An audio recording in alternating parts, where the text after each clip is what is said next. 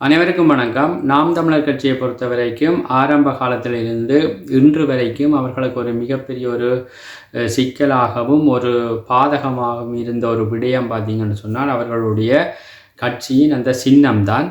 அதற்கு சீமானவர்கள் எவ்வளவோ ஒரு சிரமப்பட்டு மிகப்பெரிய முயற்சிகள் செய்திருந்தாலும் ஒவ்வொரு தேர்தலுக்கும் அந்த சின்னம் மாறி மாறி ஒவ்வொரு சின்னத்தை கொடுத்தது நாம் தமிழர் கட்சியினுடைய வளர்ச்சிக்கு அது மிகப்பெரிய ஒரு தடையாக இருந்தது என்பது குறிப்பிடத்தக்கது.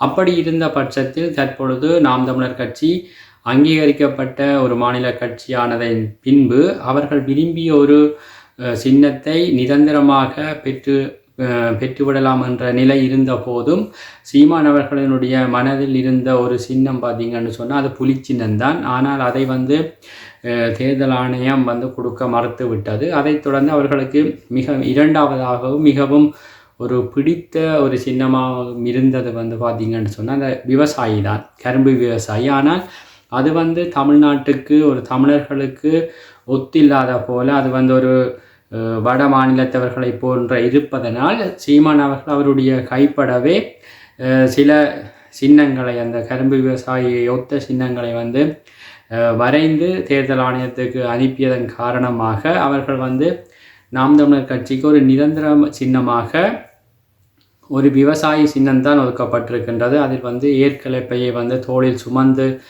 இருப்பதை போலவும் அதுவும் குறிப்பாக அந்த முக சாயல் பார்த்தீங்கன்னு சொன்னால் சீமான் அவர்களுடைய முகத்தையே ஒத்திருப்பதால் அதொரு சின்னமும் சீமான் அவர்களைப் போல இருப்பதால் அது மக்கள் மத்தியில் ஒரு மிகவும் ஒரு கவரக்கூடிய விடயமாகவும் இலகுவாக செல்லக்கூடிய ஒரு சின்னமாகவும் அந்த மக்கள் மனதில் பதியக்கூடிய ஒரு சின்னமாகவும் இருப்பது நாம் தமிழர் கட்சிக்கு எதிர்வருகின்ற தேர்தல்களில் அது ஒரு மிகப்பெரிய ஒரு பலமாகவும் ஒரு வாய்ப்பாகவும் இருக்கும் என்றதில் எந்தவித ஐயமும் இல்லை.